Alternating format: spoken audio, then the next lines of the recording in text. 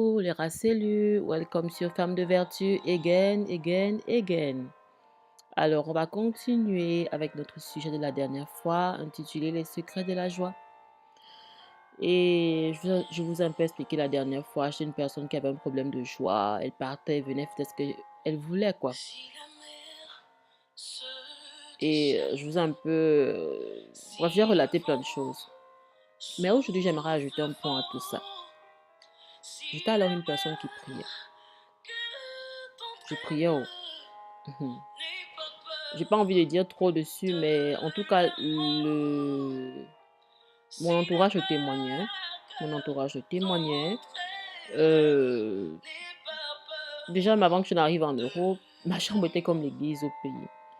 Et même quand je suis venue ici, ceux de ma cité universitaire se sont rendus compte de ça. Mais comment c'était possible alors? Comment c'était possible que, avec toutes les prières et tout, je vivais ce genre de choses? Je pense qu'avec les séries de messages que je vais envoyer, vous allez finir par comprendre ce qui se passe en fait. Pourquoi? Et je pense que c'est la situation de beaucoup de chrétiens actuellement. Les chrétiens qui marchent, bref, qui se débrouillent, mais qui n'ont pas certaines informations en fait.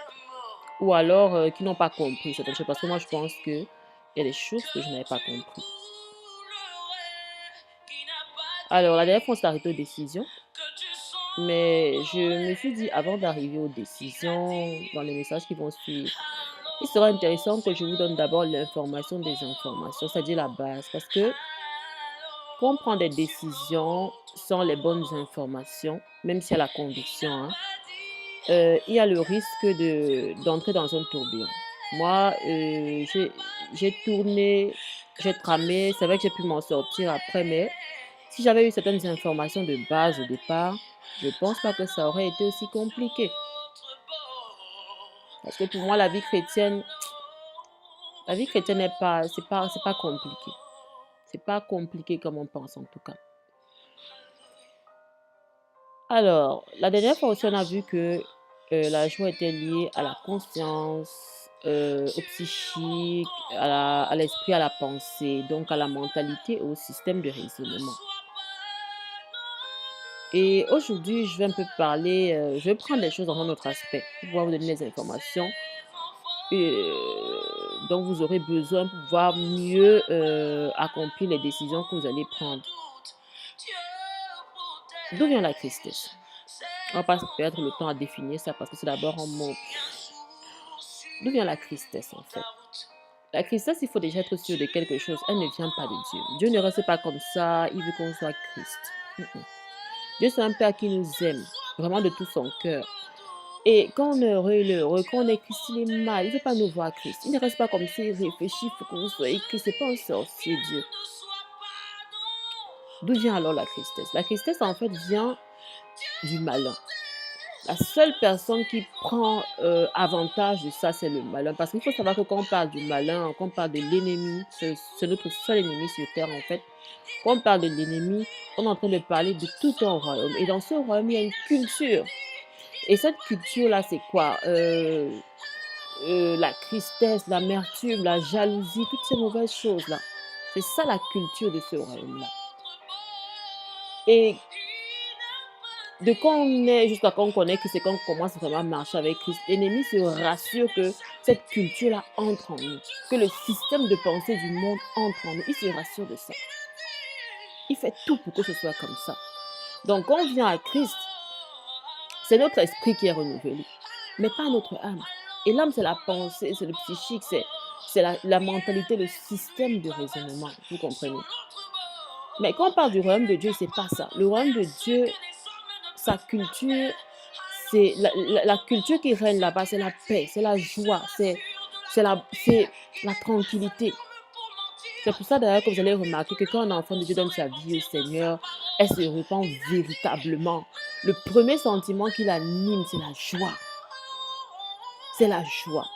Je vous assure, mes bien-aimés, l'étiquette d'un enfant de Dieu, ce n'est pas une affaire de maison, de trop d'argent. L'étiquette d'un enfant de Dieu, la première étiquette, la première pub d'un enfant de Dieu, c'est la joie. C'est sa joie. Quelles que soient les circonstances, c'est sa joie. C'est vrai, nous ne sommes pas des extraterrestres. C'est des situations, d'abord du coup, quand tu reçois la nouvelle, ça te... Mais quand tu entres dans la présence de Dieu, il te canalise, il te stabilise, il te donne la joie au milieu de la tempête. C'est pour ça que dans la barque, lui, il était calme. Il était calme quand les disciples s'agitaient. Et lui, maintenant, là, il habite en nous. À ce qu'on reçoit Christ, il habite en nous. C'est pour ça qu'on doit être dans la joie. Dans le calme, on doit gérer les choses. Vous comprenez un peu? Et vous allez vous rendre compte alors avec ce que j'ai dit là que l'ennemi n'est pas dérangé quand une personne prie, elle accepte Jésus, elle part à l'église, elle chante. Non, non, non, non, non, non, non, non, non. Ça le fait. Oui, c'est vrai, il sent que bon, elle a commencé, peut-être qu'elle a vu, mais tant que, par la mentalité de cette personne-là, le prince de l'iniquité a encore le contrôle. Donc, tant que le prince de l'iniquité téléguide encore la mentalité de cette personne-là a besoin d'être délivrée, même si elle a été libérée. Je vous reprends cette phrase. Tant que par le prince de l'iniquité, la mentalité est encore téléguidée, on a besoin d'être délivré, même si on a été libéré. Vous comprenez? Parce qu'on est esclave de celui qu'on sert. Et la tristesse qu'on écrit, ce n'est pas Dieu qu'on est en train de nourrir. Ce n'est pas Dieu. Du moins, pendant le temps, parce que ça ne doit pas être, comment dire, une habitude. Ça ne doit pas aussi avoir des temps longs. Je veux dire, même si tu as eu une nouvelle, ça prend un temps, tu vas dans la présence de Dieu, il te rassure et basta. Tu commences à avancer, tu sais qu'il est là. Vous comprenez un peu, mes bien-aimés. Et je vous assure, ça c'est la qualité qui règne, qui doit régner dans la vie d'un enfant de Dieu. La joie. Quand on dit que l'ennemi vient pour... dans Jean 10, la parole déclare que l'ennemi vient pour voler, pour détruire, pour égorger. Mais bien aimé, ce n'est pas qu'il casse la maison, il arrache les choses. Il vient voler notre joie, voler notre paix, voler notre tranquillité. C'est ça qu'il arrache. Et je vais vous dire encore quelque chose de très fort. Dans Néhémie au chapitre 8 et au verset 10, c'est ça, oui, Néhémie dit, il parle au peuple dans un contexte bien précis, on va voir ça plus en avant quand on parle des décisions. Il dit, la joie de l'Éternel sera votre force. Donc la joie est une force. Quand l'ennemi te prend ta joie, il prend ta force. Et dès que tu es faible, il t'abat. D'ailleurs, une personne faible ne se considère même pas. Une femme qui est déjà faible même peut entrer là où on ne devait pas entrer. Parce qu'elle est faible. Donc quand on est Christ, on est faible. Faut pas qu'on ne doit pas blaguer avec la joie, vous comprenez? La joie, c'est notre force. La joie, c'est notre force. La joie du chrétien, c'est sa force. Et l'ennemi le sait. L'ennemi le sait. C'est pour ça qu'il attaque ça. Il vient par la pensée. Il a toujours travaillé comme ça depuis le jardin d'Éden. Avec Ève, il a attaqué sa pensée. Il a attaqué il a commencé à parler.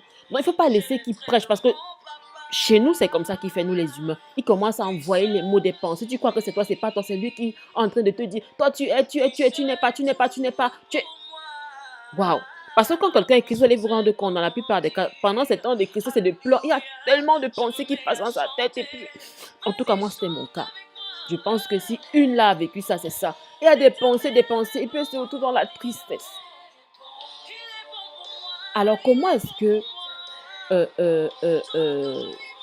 ça se passe? Parce qu'en fait, il faut, comme je vous disais, ce n'est pas quand quelqu'un prie, va à l'église, il fait tout que ouais, c'est un problème. C'est quand cette mentalité-là qu'il a inculquée en nous commence à quitter. C'est là où l'ennemi commence à être...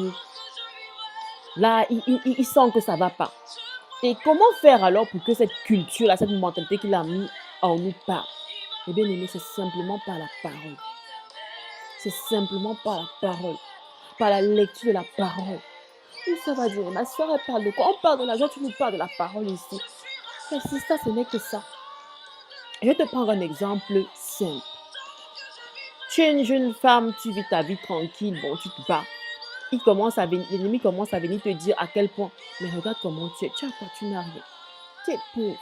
Regarde ton voisin, comment il s'en sort et tout. Mais, attends, il faut faire comprendre par la parole à l'ennemi que non, non, Ça, c'est ton système de raisonnement. Parce que c'est ce que le monde nous fait croire. Le monde nous fait croire que le riche est celui qui a beaucoup. C'est pas comme ça dans le royaume des cieux. Dans le système du raisonnement du royaume, là où d'où moi je suis une princesse du royaume. Le royaume d'où je suis, d'où je viens là, le royaume auquel j'appartiens, c'est pas comme ça. C'est pas comme ça. Alors tu réponds à l'ennemi, tu lui parles d'abord des bénédictions que l'Éternel t'a données, des projets que l'Éternel a pour toi. Tu lui parles de la parole. Et même quand tu n'as pas la parole, écoutez, ça se passe dans la tête, dans la pensée. Tu réponds intérieurement. Et même quand tu n'as pas le verset, tu n'as pas le mot, ton raisonnement, ton système de raisonnement doit déjà être comme ça. Tu vas lui dire que non, non, non, non. Ça, c'est ta part. C'est pas comme ça parce qu'il n'y a pas toujours le verset pour toi. On ne connaît pas toujours toute la parole. Vous comprenez un peu. Et c'est ce qui s'est passé un peu avec Christ et l'ennemi. Quand il est venu après 40 jours de jeûne, il a amené, il dit, mais si tu transformes ça en pain, je fais comme ça là. Si tu t'inclines devant moi, je te donne tout ça. Mais il utilisait la parole. Mais notre Créateur, notre Dieu, notre Seigneur Jésus l'a fait comment? Il a répondu par la parole. Mais il est aussi écrit que. Vous comprenez, mes bien-aimés. Donc, il faut être forte dans la pensée. Il faut reprogrammer sa pensée en fait. Et le seul moyen de reprogrammer sa pensée, c'est par la parole de Dieu. En commençant à lire la parole et en la mettant en pratique, c'est comme ça on le dégage, on le limoge jusqu'à ce que toute sa culture dégage. Toute la culture qu'il a mis en nous depuis qu'on était petit. Il nous a fait croire des choses, ça s'en va. Vous comprenez, mes bien-aimés? Sans ça, pendant toute une vie, même si quelqu'un est chrétienne de chez chrétienne, qu'elle va à l'église, elle prie, elle fait ceci, elle fait cela, elle peut être la plus... Avoir un poste même à l'église, pas possible. Mais l'ennemi téléguide sa mentalité, sa pensée, elle est dans les pleurs.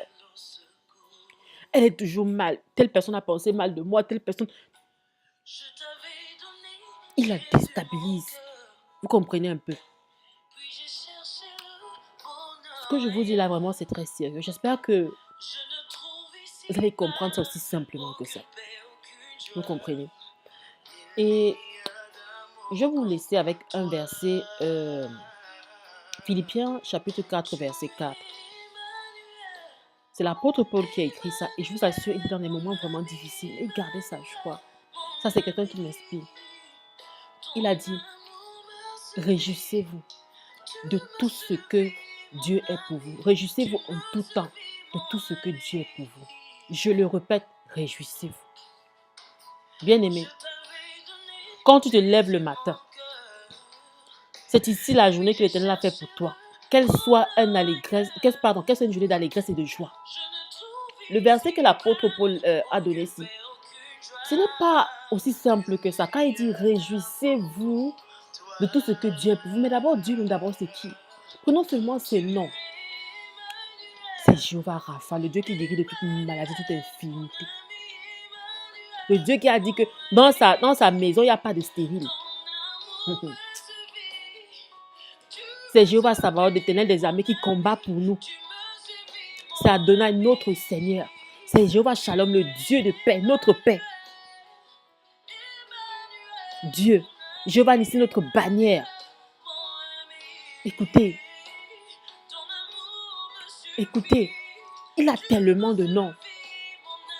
Il a tellement de fonctions. Bien-aimés, réjouissons-nous de ce que Dieu est pour nous. Quelqu'un ici, je te dis, tu n'as pas le droit d'être triste. Accroche-toi sur Jésus-Christ. Tu n'as pas le droit d'être triste, ma soeur. Tu n'as pas le droit d'être triste. Tu n'as pas le droit. Réjouissez-vous en tout temps de tout ce que le Seigneur est pour vous. Réjouissez-vous. Je le répète, réjouissez-vous. Mes bien-aimés, je vous laisse. Je vous laisse avec ce verset. Je prie que, par la grâce de Dieu, ces messages vous apportent la joie. Avec l'information que je vous ai donnée ici, dans la suite, on va passer aux décisions. On va passer aux décisions qui stabilisent la joie. Que mon Seigneur vous bénisse. Qu'il vous fasse beaucoup de bien. Restez dans la joie. On n'a pas le droit d'être triste. Restez dans la joie, mes bien-aimés. Je vous veux du bien. Ciao, ciao, ciao. À très bientôt.